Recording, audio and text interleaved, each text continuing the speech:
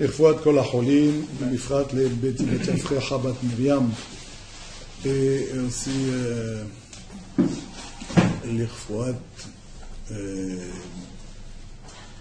יהודה ביסור. כל הישורות, que tous vos vœux se réalisent, Bezrat Hashem. Et nous sommes dans la paracha de Be'alotcha. Alors, Be'alotcha, c'est la paracha de cette semaine. Elle parle de quoi?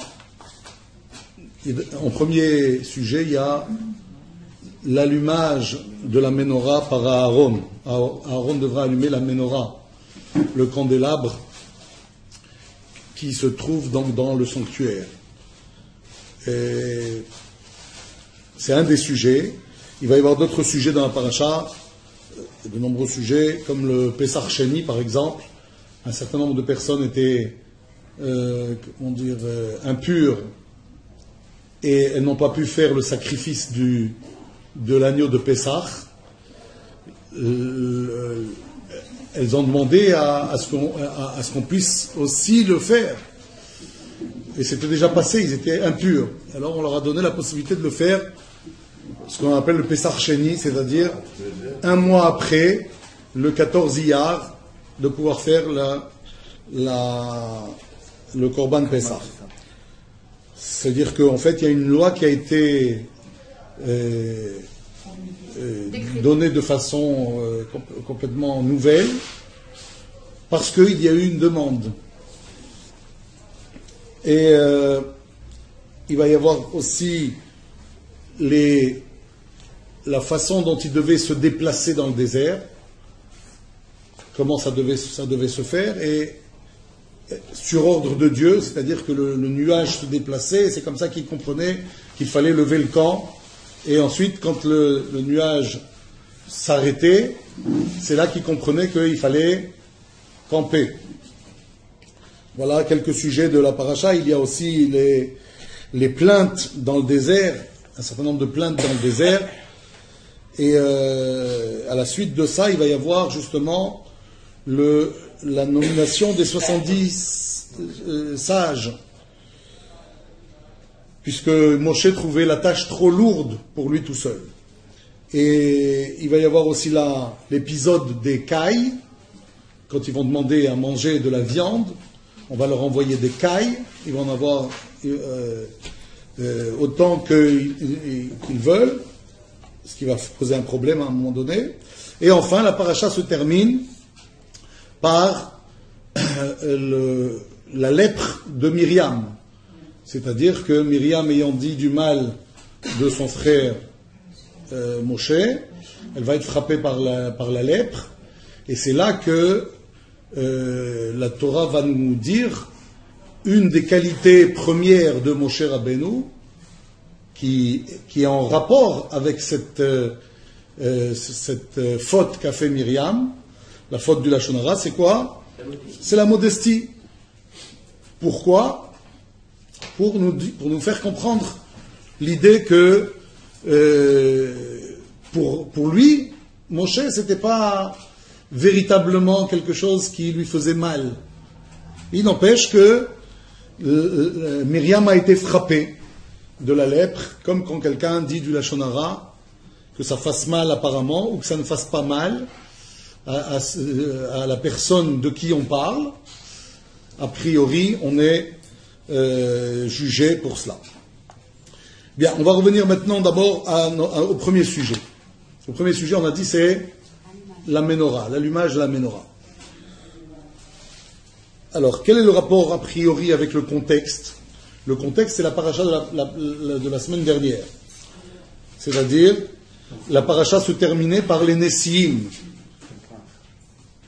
les sacrifices qu'offrait chaque chef de tribu un jour lors des cérémonies d'inauguration du sanctuaire. Le sanctuaire a été inauguré en quelle date? Le 1er Nissan. 1er Nissan, c'est là qu'ils ont commencé à ouvrir le service au sanctuaire. Et donc les premiers sacrifices, c'était ceux de la première tribu, c'est-à-dire celle de Yehuda, qui ont offert leur sacrifice. Et ainsi de suite, chaque tribu ont offert leur sacrifice. Et c'est comme ça que l'inauguration s'est faite. Et à la suite de ça, donc le début de notre paracha, c'est Vaïdaber Hashem el Moshe les morts. Dieu a dit à Moshe la chose suivante, à transmettre. Daber el Aaron, parle à Aaron, ve'amarta elav, et tu lui diras. Quoi? Qu'est-ce qu'il faut lui transmettre à Aaron? Be'alotra et anerot. Lorsque tu élèveras les lumières, El moul pene a menorah, face à la menorah. Ya'iru shiv'at anerot. Ils seront éclairés les 7 lumières. Vayasken Aaron. Et Aaron fit ainsi. El moul pene a menorah, face au candélabre. He'aila nerote aila, élevé les lumières, ces lumières. Ka'asher tziva Hashem et Moshe, comme Dieu avait ordonné à Moshe. Je lis, je traduis pour l'instant pour qu'on revienne dessus ensuite. Quelques questions qui vont nous être suggérées dans cette façon d'écrire. La façon d'écrire, c'est Dieu qui l'a dictée. Encore une fois, toute la Torah, c'est une dictée de Dieu à Moshe. Et donc, pourquoi on se pose tant de questions? Parce qu'on ne serait peut-être pas posé autant de questions si c'était un humain qui avait écrit. Parce qu'un humain, quand il écrit, il peut faire des digressions, il peut faire des répétitions. Hein, quand nous on écrit, ça nous arrive de répéter des choses. Quand on parle, c'est pareil, hein, on rabâche un petit peu, oui. Mais on ne peut pas attendre de la dictée de Dieu que Dieu, il répète des choses inutilement. Et donc il y a des choses qui nous sont transmises de façon un peu bizarre, et c'est ce qui suggère qu'on pose un certain nombre de questions et qui vont donner des idées à transmettre. Et donc je continue, Vezem Maaseh Menorah. Et c'est là l'acte, l'œuvre de la menorah, Miksha Zahav.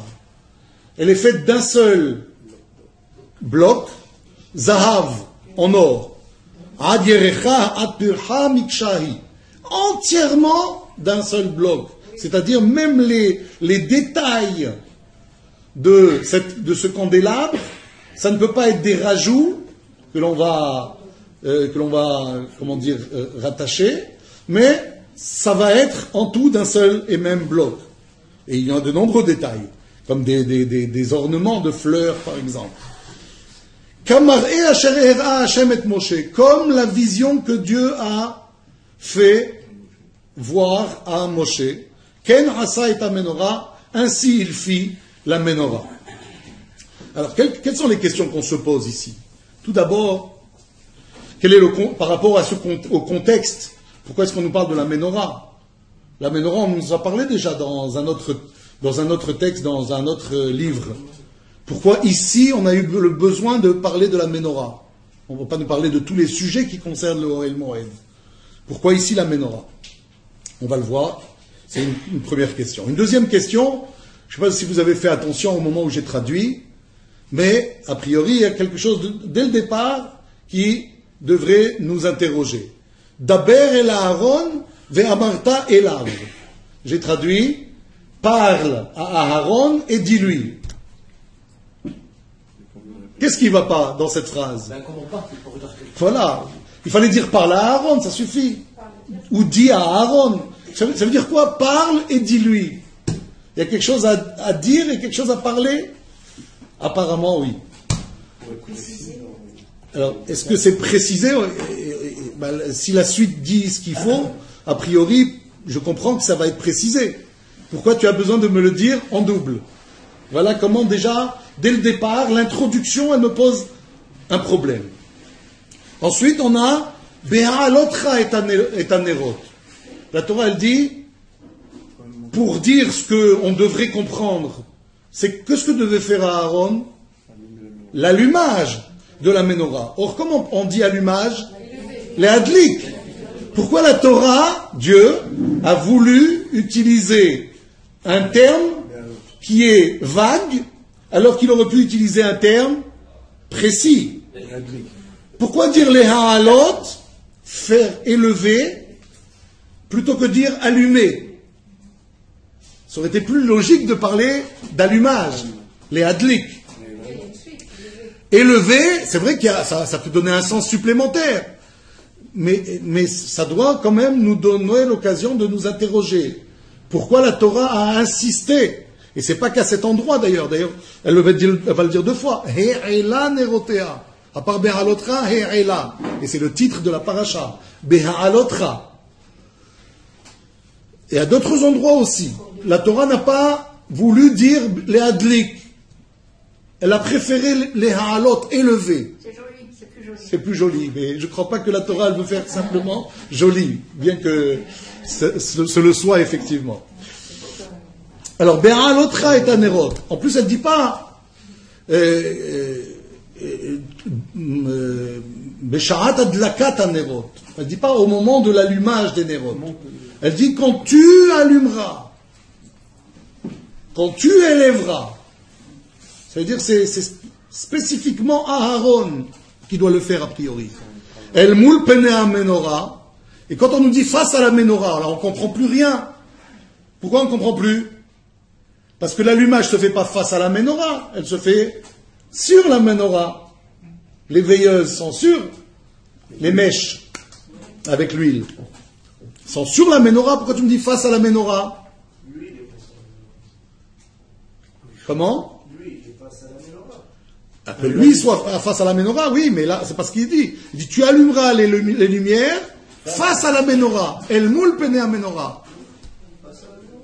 On va se mettre de côté. Face à la menorah? Tu allumeras face à la menorah? Alors comment tu vas allumer? Comment tu vas allumer sinon? Donc c'est évident. C'est évident. Non, mais raison. C'est normal. Mais ça prête à confusion quand tu dis face à la menorah, ça veut dire que la menorah elle est là, tu allumes face à la menorah. Ah, ça prête à confusion. Si pour allumer tu es obligé d'être en face, donc tu n'as pas besoin de me le dire. Si tu me dis en face de la menorah alors que tu n'as pas besoin de me le dire, je peux comprendre aussi parce que ça prête à confusion que tu dois être face à la menorah. Il y a peut-être un autre allumage qui se fait face à la menorah. Comprenez, ça peut prêter à confusion. Et on va voir qu'en fait, il y a une idée derrière tout ça, c'est clair et net. Et puis on nous dit, Ya'iru shiv'at anerot. Ils éclaireront. Bah oui, si tu les allumes, les lumières seront allumées. C'est comme si on nous dit, tu allumeras et donc ils seront allumés. Ça n'a pas de sens. Si tu allumeras, c'est pour qu'elles le soient. Ensuite, on nous dit, Vayasken Aaron. Aaron fit ainsi. On n'aurait pas attendu moins que ça de Aaron. Vous êtes d'accord? C'est comme si on aurait pu imaginer que Aaron dit, ah non, ça je ne le fais pas. C'est vraiment impensable que la Torah nous dise, Vayasken, il a fait cela. Et Rashi va remettre le couteau dans la plaie. Il va nous dire, regardez, extraordinaire, Aaron, il a fait ce qu'on lui a dit. Alors, la question, elle ressurgit sur Rashi, mais quoi? Rashi, t'aurais pu imaginer que ça n'aurait pas été le cas? Aaron, quand même, il va pas dire, je fais pas, bien sûr, il va faire comme on lui dit. A priori, il n'y a pas de raison que ça le fasse pas. C'est pas la première fois qu'on voit Vaya Souffel. Pour le Israël, ils ont fait ainsi. Alors, toujours il y a une raison. Toujours il y a une raison. Il y a des fois où on aurait pu penser que certaines personnes ne l'auraient pas fait. On l'a vu ça la semaine dernière, il me semble. Où est-ce qu'on l'a vu? Rappelez-vous? Quand on a demandé de faire sortir les gens impurs. On dit, ils ont fait ainsi. Ça veut dire quoi, ils ont fait ainsi? Et les gens ont pu dire, ah non, c'est très méchant de votre part, on ne comprend pas pourquoi vous nous écartez de la communauté, on refuse de sortir. Ou en tout cas, ils auraient manifesté leur refus. La Torah a dit non, non. Ils ont fait ainsi. On aurait pu donc penser que... Mais on ne s'attend pas que Aaron, aussi grand soit-il, puisse faire autrement que ça. Et quand Rashi insiste, ça nous permet encore plus de rechercher la raison pourquoi ici on insiste. Et vous allez comprendre par la suite. Et la Torah insiste, El moul pene menorah, et Eila nerotea, c'est ce qu'il a fait. Il a élevé les lumières. Car Asher tziva Hashem et Moshe, comme Dieu avait ordonné. Ben oui. Et ensuite, et je m'arrêterai sur ces questions-là, les dernières questions qui nous restent à poser, parce que ça va ensemble, si vous voulez. Pourquoi tu me dis maintenant ce que l'on savait déjà? Que la menorah, elle était d'un seul tenant, d'un seul bloc, en or. Et tu me dis, attention, mais tout, hein, quand je dis tout, c'est tout en or, d'un seul tenant. Pourquoi insister sur ce point-là au moment où on parle de l'allumage? Quand on a déjà parlé de la fabrication, et à la fabrication, on avait parlé de ça déjà. Et enfin, rappelez que Moshe, Dieu lui a fait voir la façon dont il fallait fabriquer la menorah, et Ken asa et menorah. Ainsi fit-il la menorah. Là, on peut se poser la question encore une fois. Moshe, ainsi, il a fait la menorah. C'est bizarre. Pourquoi il l'aurait pas fait? Il l'aurait pas fait de la même façon. Alors. C'est-à-dire que si Dieu ne lui avait pas montré à Moshe, il n'aurait pas su pas faire. Exactement. A priori, on peut se poser ces questions. C'est quoi cette idée? Est-ce que Moshe, il avait besoin de voir pour pouvoir la faire? Apparemment oui. Apparemment oui. Voilà. Alors, pour répondre un peu à toutes ces questions, on va donner un certain nombre de réponses, un certain nombre de pistes qui vont nous permettre de mieux comprendre la façon dont on doit comprendre entièrement ce texte, hein, en remettant chaque chose à sa place, chaque chose à sa case.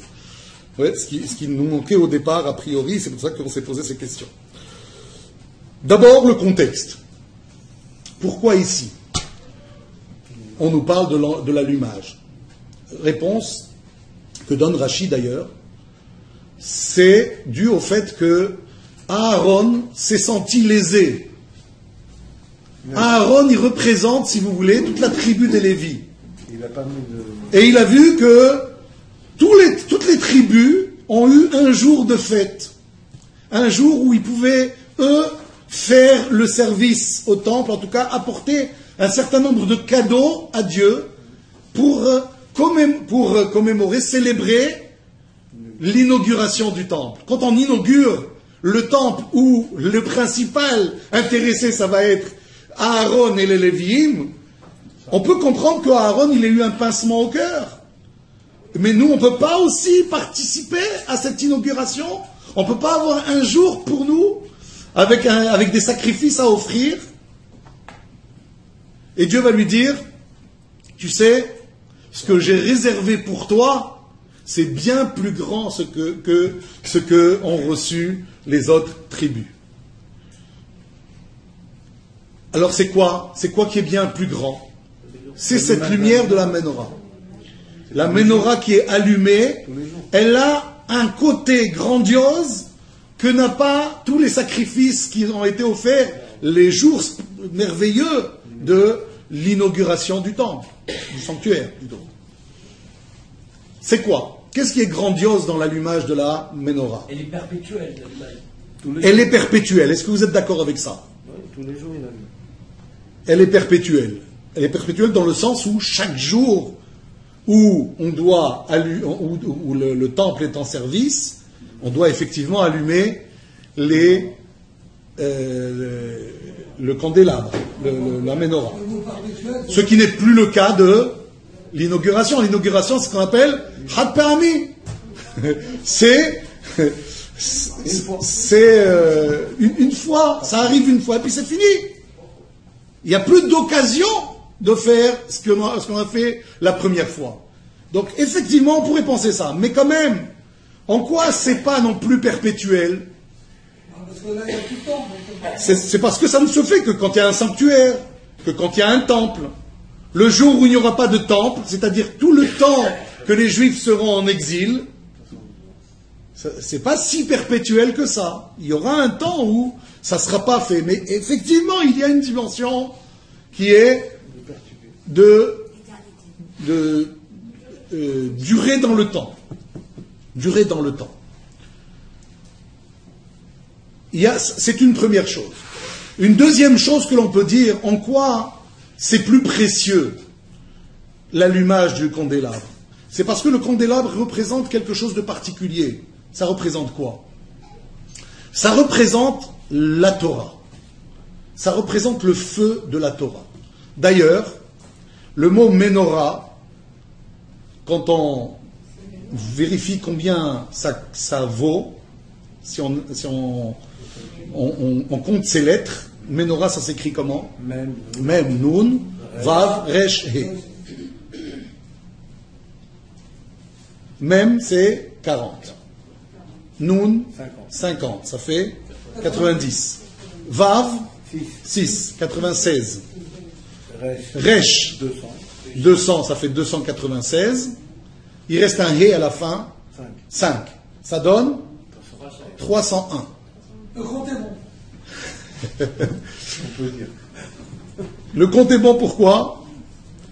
Ça correspond au même mot que le mot Esh, le feu.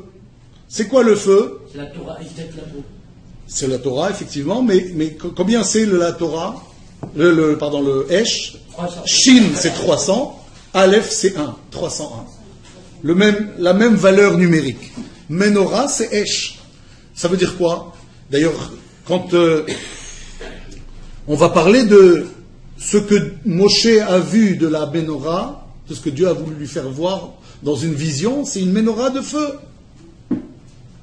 C'est ce qu'il a vu dans cette vision. Et alors le feu, c'est quoi?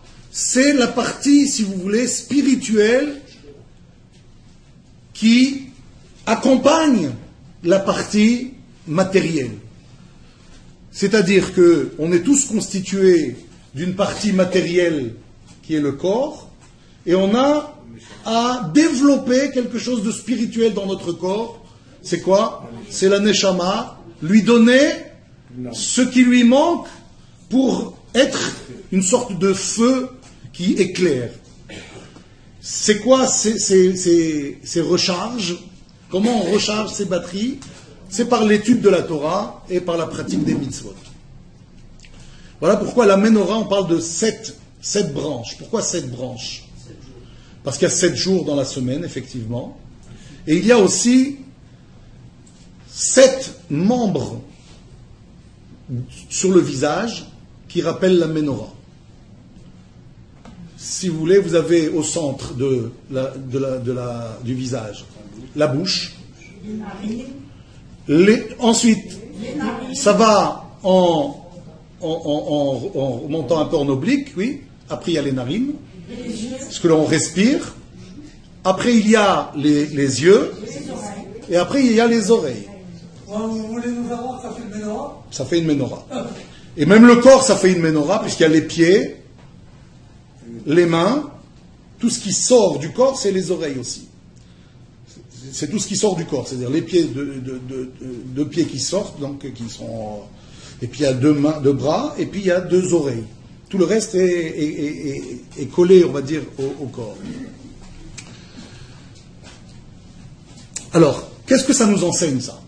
Ça nous enseigne que le rôle de Aaron, ça va être justement d'insuffler au Ham Israël la façon dont on doit recharger les batteries de notre corps pour pouvoir apporter cette lumière nécessaire au peuple juif et nécessaire au monde. Comment? Je m'explique. Il y a des choses qui nous concernent évidemment, mais qui aussi sont liées à ce que les autres disent ou font. Oui. C'est-à-dire, est-ce que mes oreilles, elles m'appartiennent de manière complète? Non, parce que si quelqu'un parle, j'ai entendu, je voulais peut-être pas entendre. Je ne choisis pas toujours de pouvoir entendre ou pas entendre ce que je veux. Il y a les yeux. Je ne choisis pas toujours de voir ce que je veux voir. Des fois, je me retrouve obligé de voir quelque chose que je n'avais pas envie de voir. Et des fois, je me force à voir quelque chose qu'il ne faut pas voir. Ou alors, je peux chercher à voir des choses que je dois voir. Ou entendre des choses que je dois entendre. Mais ça concerne aussi les autres. L'entourage. Il peut y avoir aussi l'odeur qui est indépendante de ma volonté. Oui, je passe à côté de quelque chose de nauséabond, je suis obligé de subir un petit peu. Ouais. Ou alors je peux prendre par exemple des aromates, faire une bracha et faire une mitzvah avec. Oui. Par contre, il y a une chose qui est au centre et qui m'appartient complètement. La bouche. C'est moi qui choisis ce que je dis ou ce que je dis pas. Ça, personne ne peut me commander sur ce point-là. Et ça correspond, si vous voulez, à ce que l'on va répondre maintenant. Pourquoi c'est marqué face à la menorah? Tu allumeras face à la menorah. En fait, c'est allumer la menorah. Il fallait dire, tu allumeras la menorah. Pourquoi dire face à la menorah? C'est pour nous dire que toutes les lumières, les 6 branches, devaient être dirigées vers la tige centrale. Et la tige centrale, elle est dirigée vers quoi? Vers Dieu. Vers l'Est. L'Est, c'est vers Dieu. D'accord? Donc, ça veut dire quoi?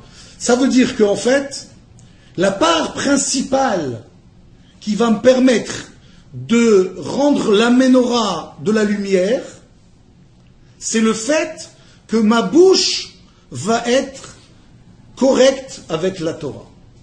Si je vais utiliser ma bouche pour la Torah et pour ne pas dire des choses que je n'ai pas le droit de dire, c'est le sujet peut-être qui est relié avec Myriam, qui va parler avec sa bouche.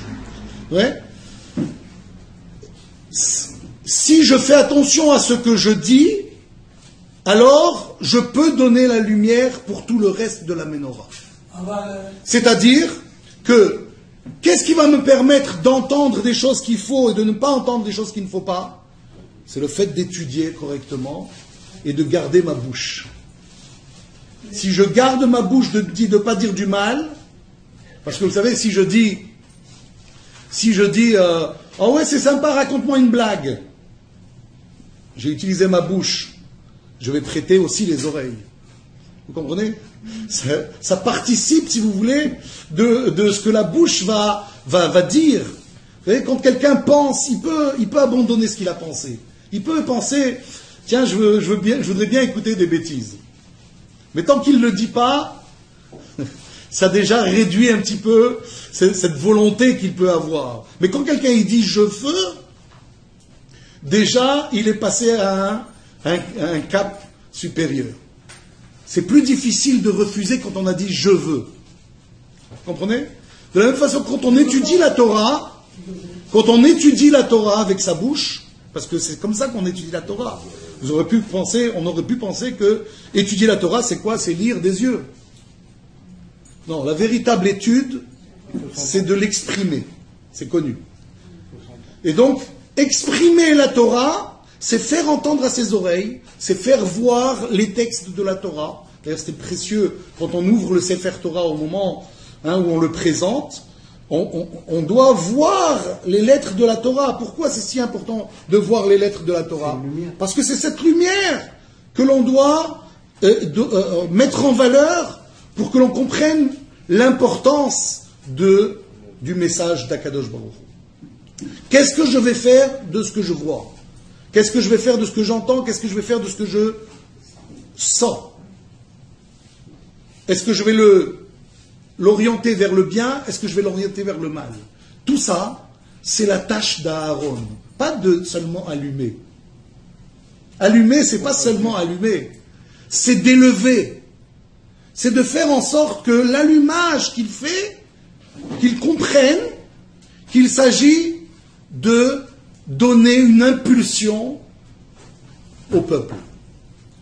c'est de savoir que ce qu'il fait, c'est ce qu'il va appliquer par rapport à sa façon de, influencer le peuple. Et comment Comment ? C'est un avantage, mais c'est une responsabilité. C'est une responsabilité énorme. C'est une responsabilité énorme, mais c'est une, une satisfaction énorme de savoir. Alors, est-ce que c'est limité au moment de l'allumage, comme on a dit tout à l'heure, au moment où il y a un temple? Alors voilà pourquoi aussi on nous dit Daber ve'amarta. Parle et dis-lui. Parle à Aaron en lui expliquant tout l'intérêt de ce qu'il va faire. En lui développant, c'est Moshe qui est capable de lui expliquer tout ce qu'il va devoir assumer dans son rôle. Et en faisant ça, il aura aussi à transmettre à ses enfants, la Doroth. Qu'est-ce qu'il va transmettre à ses enfants? Il y a aussi ses enfants qui vont allumer par la suite, quand lui, il ne sera plus de ce monde. Mais pas seulement. Il va y avoir un autre allumage, qui va être à l'identique de ce que les princes ont fait, c'est-à-dire l'inauguration. C'est quoi? Hanouka. Hanouka, ça va se passer quoi? Dans l'histoire, c'est lors du deuxième temple, vous savez. Hanouka a eu lieu lors du deuxième temple. Où ça? Pas dans un pays autre qu'Israël, en Israël. Puisqu'il y avait le temple. Les Juifs étaient là-bas, en Israël. Et donc, il va se passer que les Grecs vont vouloir imposer leur culture aux Juifs, et les Juifs vont refuser. Et le 25 qui se lève, il va se passer une révolution qui va permettre ce que l'on appelle une inauguration du temple. Pourquoi une inauguration? Parce que le temple a été arrêté pendant X années, étant donné que les Grecs n'ont pas voulu que les Juifs servent leur Dieu. Et donc ils ont interrompu, en rendant toutes les huiles impures, ils ont interrompu le service au temple. Et donc quand ils ont gagné la guerre, les Juifs, ils ont allumé la menorah, mais en même temps ils ont inauguré. C'est pour ça que ça s'appelle Hanouka. Hanouka veut dire l'inauguration. Et c'était le 25 qui se lève. Et le 25 qui se lève, c'est une inauguration plus grande que l'inauguration du sanctuaire. Pourquoi c'était plus grand? Parce que c'est l'inauguration accompagnée de la lumière. C'est l'inauguration qui a été le renversement de l'obscurité. Les Grecs, ils ont voulu nous imposer quelque chose qui est contraire à toutes les valeurs du judaïsme et qui est en même temps l'obscurité, le lien avec le message que je vous ai envoyé. Oui, cette obscurité qu'ils ont voulu nous forcer à avoir, on l'a renversée, ça a donné de la lumière. Et c'était le 25 qui se lève. Et le 25 qui se lève, c'est la véritable inauguration. Pourquoi? Est-ce que dans les récits de Bohor, c'est 25e? Avant ça d'abord. Chazak, c'est bien. Mais pourquoi on parle d'inauguration? Inauguration à ce moment-là, le 25 qui se lève. Ah, parce qu'ils ont réallumé de nouveau la menorah. Ils ont réallumé de nouveau. Nahon, mais par rapport à l'histoire, la réponse, elle est que quand ils ont fait la faute du veau d'or, Moshe est remonté au ciel pour demander pardon. Il est remonté une deuxième fois pour aller chercher les tables de la loi. S'il est redescendu quel jour? Le 10 Tishri. C'était le jour de Kippour. C'est là qu'il a obtenu le pardon pour le peuple juif, un pardon accompagné des tables de la loi qui prouvaient que Dieu avait pardonné, et aussi l'annonce qu'il fallait construire le sanctuaire. Qui dit sanctuaire dit que Dieu accepte de vivre au milieu de nous et qu'il nous avait pardonné, donc la faute du veau d'or. Quand est-ce qu'ils ont commencé de ramasser les fonds pour construire le sanctuaire? Le lendemain de Kippour, Moshe a réuni le peuple juif en leur disant voilà ce que Dieu a demandé pour vous faire honneur et vous dire qu'il vous pardonne. Maintenant, on va commencer à construire. Amenez tout ce que vous voulez amener pour le sanctuaire. Ils ont commencé à amener, en 2-3 jours, ils ont amené plus qu'il n'en fallait. Et ils ont commencé à construire le sanctuaire. Quand est-ce qu'ils ont fini de le construire? Le 25 qui se lève. Et alors pourquoi le 25 qui se lève, ils n'ont pas fait l'inauguration? Ils ont fini, ils ont dit non, on va le mettre en stand-by. Il n'y a que Dieu qui va nous donner l'autorisation pour commencer l'inauguration. C'est quand? 1er Nissan. Qui se lève, Tevet, Shvat, Adar, Nissan. 4 mois plus tard. Pourquoi 4 mois? Tout est fini, tout est construit, mais il faut attendre le signal, le feu vert. Pourquoi le 1er Nissan? Parce que le Mishkan, c'est exactement la réplique du monde. Le Mishkan, le sanctuaire, c'est la réplique du monde. Adam Arishon, qui a été créé dans le monde, c'est quoi sa réplique? C'est Aaron. Aaron, il est censé, dans ce monde nouveau qui vient d'être créé, la réplique du monde que Dieu a créé, qui va être le Adam Arishon, c'est-à-dire le premier homme, l'homme qui va donner naissance à tous les autres hommes? C'est Aaron. Mais cette fois dans le spirituel. Aaron, ça va être celui qui est le Kohen Gadol, c'est-à-dire comme Adam Arishon. Et comme le monde a été créé selon une des versions, quand certains disent c'est le 1er Tishri, d'autres ils disent que c'est le 1er Nissan. Voilà pourquoi le 1er Nissan, l'inauguration s'est faite. Mais si vous voulez, la finalisation du sanctuaire s'est faite le 25 qui se lève. Pourquoi? Parce que c'est la lumière principale par les Kohanim qui est celle qui va se diffuser dans le peuple. Et donc, je ne sais pas si vous m'avez suivi, dans le sens où il faut comprendre ici que Akadosh Baruch Hu, il a créé un monde avec un homme, et puis rien n'a fonctionné comme il l'aurait souhaité. Il aurait souhaité quoi à Dieu? Que dans ce monde où il y a cet homme-là, que cet homme-là d'abord il ne faute pas, et que ses enfants, tous, soient au service de Dieu. Non seulement il a fauté, mais la dégringolade, elle a été catastrophique. Il y a eu un premier meurtre, il y a eu le déluge, parce que le monde ne tenait plus sur ses pieds, et puis après, il va y avoir quelque chose de pire encore.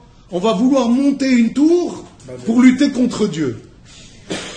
C'est les premiers, balbutiements du monde. Dieu, il espérait qu'arrive un jour où ce monde-là, cette réplique-là de ce monde, elle va arriver avec une nouvelle ère, un changement, une lumière qui est apportée aux nations. C'est-à-dire qu'on va remettre le monde en place et on va commencer à le construire jusqu'à ce qu'arrive Mashiach, et qu'avec Mashiach, on est toutes les nations du monde qui vont arriver à ce que Akadosh Baruch Hu souhaitait avoir au final. Donc, ça commence par qui, tout ça? Aaron. Adam Arishon, ça aurait dû commencer par Adam Arishon. Qui remplace dans la réplique Adam Arishon?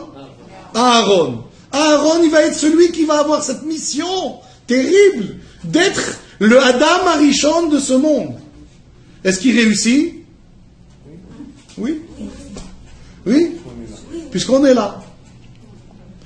Israël a traversé l'histoire avec, certes, des coups terribles jusqu'à la Shoah, des coups terribles, oui, mais il en ressort indemne. Il se relève. Et là, il va y avoir le troisième temps, si vous voulez. Tout ça, c'est dû à la lumière qu'a insufflé Aaron. Comprenez bien, donc je vous ai parlé du visage, qu'est-ce qu'on fait des choses essentielles de notre corps? Ce qui est le plus essentiel dans notre corps, c'est les sens. Vous êtes d'accord? quand on a parlé de cette menorah, c'est-à-dire avec les choses qui sont le plus terribles. Bon, le toucher, on ne sait pas, c'est pas ce qui est le plus terrible. D'accord ? Ce qui est le plus terrible, c'est quoi ? C'est ce qu'on entend, qu'il ne faut pas entendre, c'est ce qu'on voit, qu'il ne faut pas voir. C'est ce qu'on respire, ce qu'il ne faut pas respirer. Et c'est ce que l'on doit faire tout le contraire. Tout ça, grâce à la Torah, que l'on doit avoir. La Torah, elle est double. Pourquoi elle est double ? Il y a Torah chez Birtav et Torah chez Béal P. La Torah qui passe par la bouche. Par la bouche, on peut sanctifier toute la menorah. Vaya asken Aaron. Quand on nous dit Aaron a fait ainsi, ça veut dire qu'il a tout fait dans son état d'esprit pour que son allumage, ça ne soit pas seulement un allumage, mais qu'il fasse exactement comme la menorah. Et là, j'en viens maintenant à l'idée de la menorah. Pourquoi le texte nous dit que la menorah, c'était un bloc ? Pour nous dire que le travail de Aaron, et voilà pourquoi il est choisi, lui et personne d'autre, pour être celui qui va assumer ce rôle, parce qu'il a exactement cette qualité de faire du peuple juif un bloc. Faire ce que l'on appelle le chibour. On a parlé la semaine dernière d'une chose extraordinaire que le Cohen faisait, c'est bénir le peuple. Et il bénissait le peuple, pourquoi lui ? Parce que lui, il savait Ohev Shalom et Rodev Shalom. Il savait faire la paix entre les gens et entre eux, et dans les couples. Et cette paix, c'est quoi ? C'est faire le chibour. C'est faire en sorte que le peuple juif, il reste un bloc. Quand on se dispute, alors on est des entités qui sont vulnérables. Tout le monde peut nous attaquer. Mais quand on est un bloc, alors on est comme la menorah. La menorah, qui c'est qui l'a faite ? Qui c'est qui l'a fabriquée ? Non, elle vient de Dieu, la menorah. Elle vient, c'est le seul élément qui est fabriqué par qui ? Par Dieu. C'est pour ça que c'est pas marqué ici Moshe asa et menorah. C'est marqué Kam mar'e, écoutez bien, Kam mar'e, comme la vision, Asher er'a Hashem et Moshe, que Dieu a fait voir à Moshe, Ken asa et menorah. Ainsi, il a fait la menorah. Qui il ? Pas Moshe. Akadosh Baruch Hu. Alors je vous pose la question maintenant. Ah bon ? Alors, mais si c'est Dieu qui a fait la menorah, d'abord comment ça s'est passé ? On dit que Dieu a dit à Moshe, prends l'or, prends le lingot d'or, jette-le dans le feu, et là sortira ce qu'il sortira, c'est-à-dire une menorah comme tu l'auras vu dans ta vision, et tu verras qu'effectivement ce que tu as vu, c'est ça qui va sortir. Donc qui va faire la menorah ? Dieu. Je vous pose la question. Si Dieu va faire la menorah, qu'est-ce que tu as besoin de lui montrer ? Exact. La preuve que quoi ? Que Dieu il sait faire. Non, il a jeté au feu. Non, il lui dit, voilà le résultat. Le résultat, il est là. Je t'ai fait voir, ok ? Maintenant, toi, tu vas prendre le bloc, tu vas le jeter, et il va sortir la menorah. Si je dis, si Dieu lui-même va faire la menorah, pourquoi il a montré à Moshe ? C'est le feu, la menorah, ouais. Pourquoi tu as besoin de lui montrer ? Parce qu'il ne comprenait pas, il a demandé plusieurs fois. Nahon, tu comprends pas, mais En fin de compte, c'est tu vas comprendre quand elle va sortir du feu. De toute façon, c'est la même chose que le vaudor. Il jette, ça sort tout seul. Comprenez la question, là, cette question elle est extraordinaire, elle est très importante pour la suite de notre cours. Pourquoi c'est si important de lui faire voir ? Ça, il y a d'autres taous. Une autre question qu'on pourrait se poser, et ça va nous servir dans la réponse à cette question. Qui a tué l'Égyptien qui maltraitait un Juif en Égypte ? En disant le Shema Meforash. Moshe.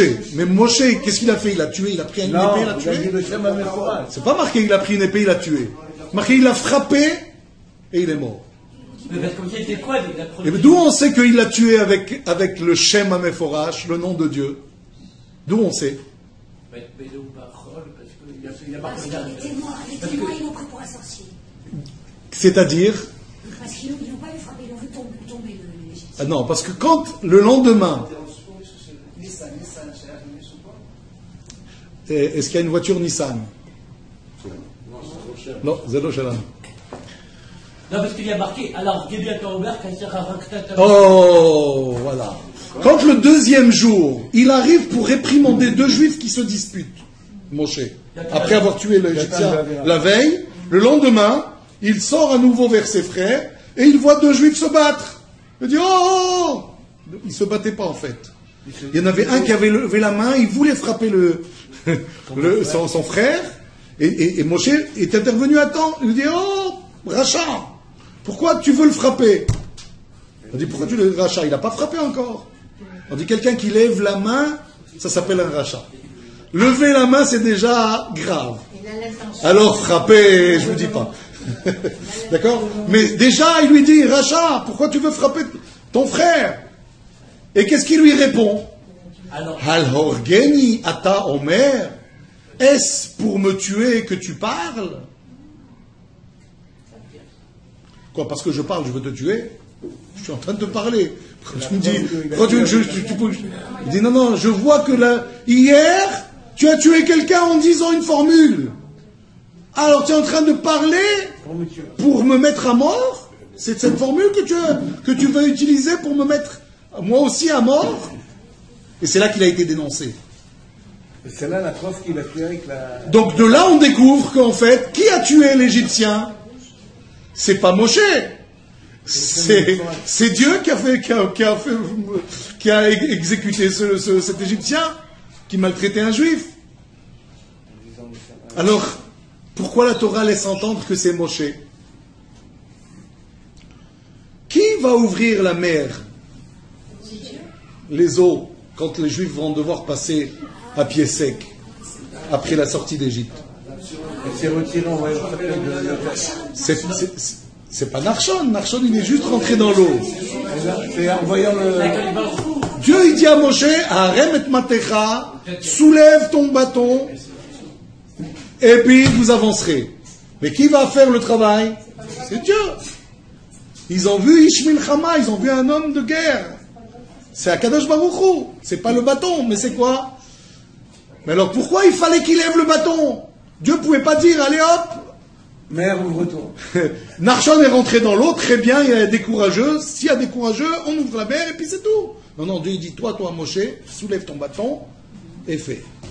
Est-ce qu'il faut qu'il y ait Je pose une troisième question. Qui a tué Goliath? David. Chawat Rabbi, comme on dit chez nous. Il a pris une pierre, le temps pas. Ouais, mais bon, David avec les deux... On dit chez nous Chawat Rabbi, ça veut dire, wow, une pierre, il a trot, comme on dit. D'où on sait que c'est Dieu qui a tué, que c'est pas David. Parce qu'il lui a dit, Va'ani ba'elecha beshem Hashem. Il dit, toi, tu viens avec toutes tes armes. Moi, je viens avec le nom de Dieu. Avec le nom de Dieu. En fait, comment il est mort, Goliath? Quand David a dit le nom de Dieu, c'est là qu'il est mort. Je pose la question. Mais alors, pourquoi est-ce qu'il fallait prendre cette pierre, la mettre dans cette terre et faire le jeu de la fronde? Pourquoi? On l'a vu dans le film. Hein? Il leur donnait un rôle. La dernière question, oui. Pour dire que chaque dibour, il y a besoin de Maasik, c'est pas que le dibour. Le dibour ne suffit pas. Mais là, il n'y a pas de dibour après. C'est l'action de Dieu. Mais il faut amasser. C'est pour nous dire que. Il faut amasser, d'accord? Ça va être la réponse, effectivement, mais la démonstration, elle a besoin encore d'un point ou deux, encore pour que vous compreniez que c'est toujours la règle, en fait. La Gemara dit, pour rencontrer sa future, vous savez comment ça se passe? Un shidour, comment ça se passe? La Gemara, elle dit dans Masechet Sota, 40 jours avant la naissance, avant la conception, pardon. Avant la conception de l'enfant, 40 jours avant la conception de l'enfant. C'est-à-dire, il n'y a pas eu de conception encore, hein. 40 jours avant qu'il y ait union du couple pour qu'il y ait conception. Ouais. On dira, il est dit à ce moment-là, la fille d'un tel pour un tel. Donc c'est déjà décrété qui va se marier avec qui. Et pourtant, Qu'est-ce il faut attendre chez soi et attendre qu'elle tombe par la cigogne? Non, c'est pas comme pour les enfants. Hein. Encore que pour les enfants, c'est pas comme ça. Mais ça n'arrive pas tout seul. Il n'y a jamais une femme qui tape dit c'est moi, j'arrive. Ça n'existe pas, d'accord? Il faut aller la chercher. Et pourquoi tu vas la chercher si c'est décrété déjà 40 jours avant que l'enfant ne soit conçu? Ça veut dire qu'il se peut aussi que la fille, c'est beaucoup plus que 40 jours. Puisque c'est la conception du garçon. 40 jours avant la conception du garçon, peut-être une fille qui va naître dans 3 ans, dans 4 ans, dans 10 ans. Ouais. Elle va être ta future. Donc pourquoi, la question elle est, pourquoi est-ce qu'on a besoin de faire cette action? Le Maharal de Prague, il répond comme ça. Il dit en fait que l'effort que l'on fait, c'est du mensonge. L'effort que l'on fait, c'est du mensonge. Tout est décidé dans. Ça veut dire quoi, c'est du mensonge? Ça veut dire on croit que l'effort que l'on fait, c'est ça qui nous amène à ce que l'on a comme résultat. D'accord? C'est décidé dans. Quand on a cherché une femme, on se dit c'est parce que je l'ai cherché, je l'ai trouvée. D'accord? On croit que c'est à Moshe, quand il a levé son bâton, qu'il a fait. On croit que c'est quand il a frappé l'Égyptien que. On croit que c'est la fronde qui a tué Goliath. C'est le mensonge qu'il faut pour cacher cette vérité. Il y a besoin d'obscurité dans ce monde. Il faut cette obscurité-là pour cacher la lumière. C'est quoi la lumière? La vérité, en fait. La vérité, c'est que seul Dieu fait les choses. Pourquoi il nous demande de faire, si c'est Dieu qui fait? Pourquoi il nous demande de faire du mensonge ici? C'est de présenter un mensonge. Puisque le Maharal dit c'est du mensonge tout ça. Faut pas croire que c'est la pierre qui a tué Goliath. Faut pas croire que c'est le petit coup qu'a donné Moshe, le petit coup de poing qu'a donné Moshe qu'il a allongé l'autre. C'est pas le bâton qui a ouvert les eaux. C'est quoi? C'est Dieu qui a fait les choses. Mais Dieu, pour faire, vous savez, il n'a pas besoin de l'homme. Non. Dieu, il a besoin, s'il a besoin, il peut avoir tout ce qu'il veut avec les anges. Pourquoi est-ce que Dieu ne demande pas aux anges tout ce qu'il veut de nous demander à nous, les humains? Il dit parce qu'il y a une différence entre les humains et les anges. Les humains, eux, ils viennent de la terre, Afar. Et parce qu'ils viennent de la terre, parce qu'ils peuvent désobéir, parce qu'ils ont la possibilité de choisir entre le bien et le mal, alors quand ils font, ça a une valeur. Mais quand les anges obéissent à Dieu, quelle est la valeur? Est-ce qu'un robot a une valeur quand il fait quelque chose? Il a la valeur qui est comme elle est au départ, elle sera peut-être un peu moindre quelques années après, hein, parce qu'il sera un peu usé peut-être.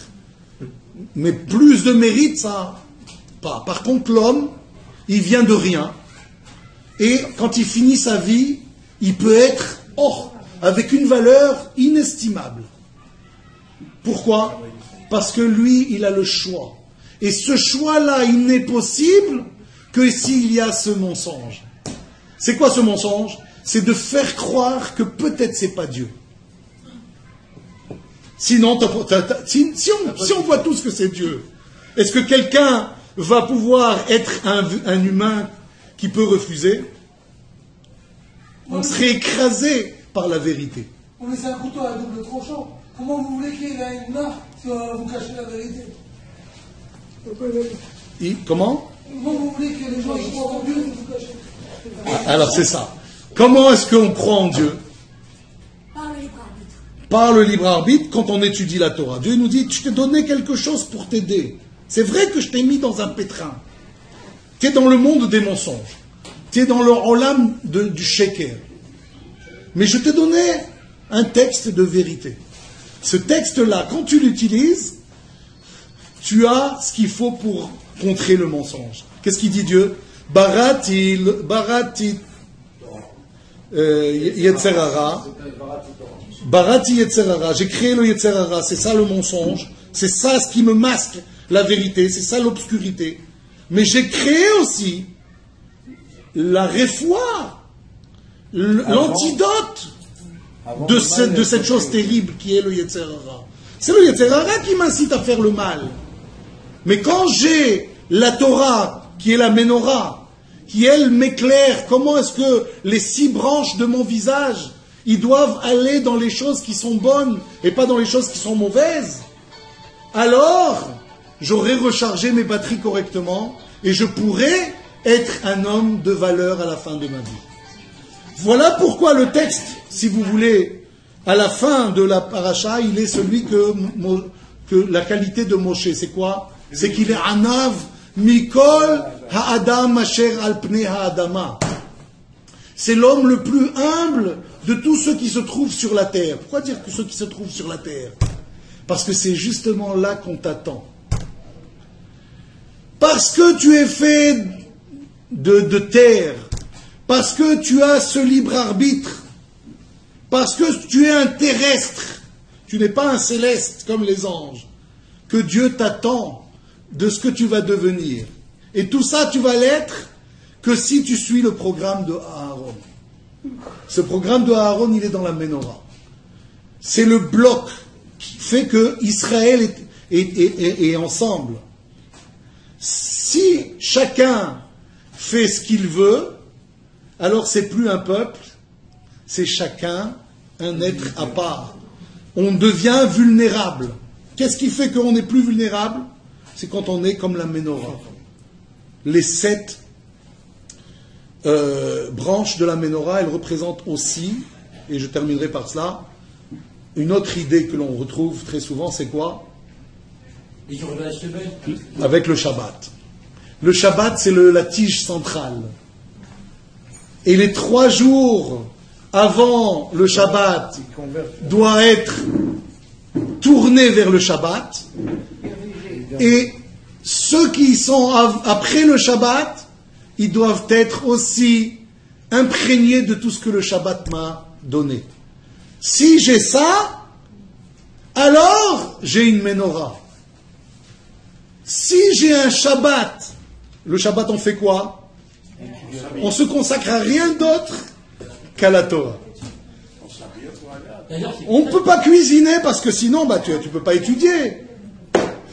Si tu dois acheter tes courses pour faire à manger, si tu dois, je ne sais pas moi, travailler pour avoir de l'argent, tu n'as pas le temps d'étudier. Le Shabbat, il est fait pourquoi?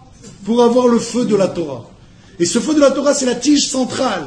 Et quand on a tous les jours de la semaine qui sont imprégnés de cette Torah du Shabbat, alors toute la semaine et toutes les semaines de notre vie, elles seront des semaines de lumière, des semaines de Torah, des semaines de feu, des semaines d'enthousiasme, des semaines qui sont dans l'esprit que Aaron a réussi à insuffler au peuple juif jusqu'à aujourd'hui.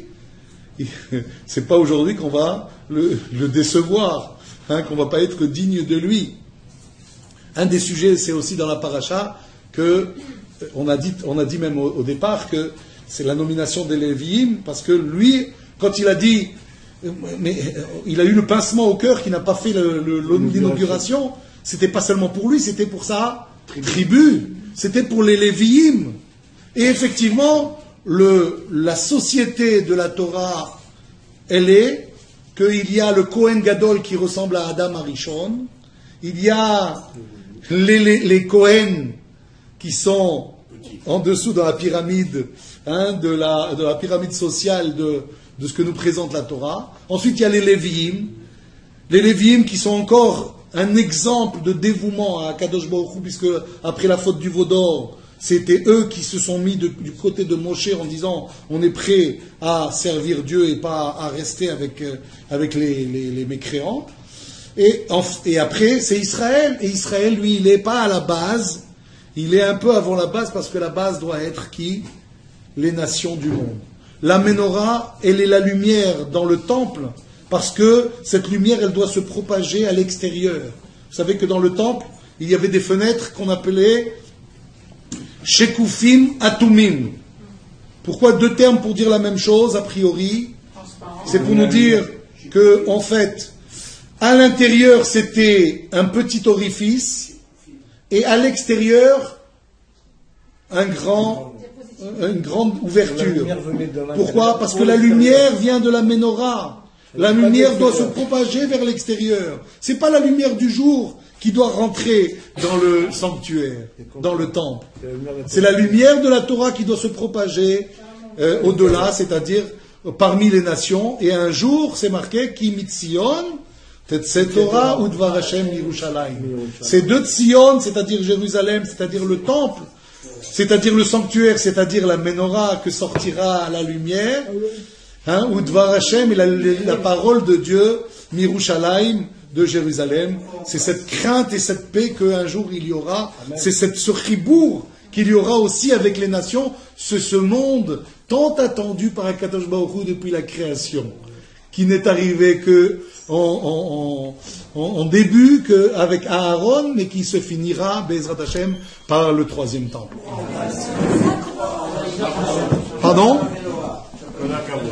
Ken Asa est à Menorah. On a dit alors face à la Menorah, c'est parce qu'on a dit les 6 branches doivent être tournées vers le centre qui est en fait le bloc de la Menorah. Vous savez que le centre, la tige centrale, c'est aussi le bloc. C'est ça en face de la Menorah, c'est-à-dire que tous doivent converger vers la Menorah.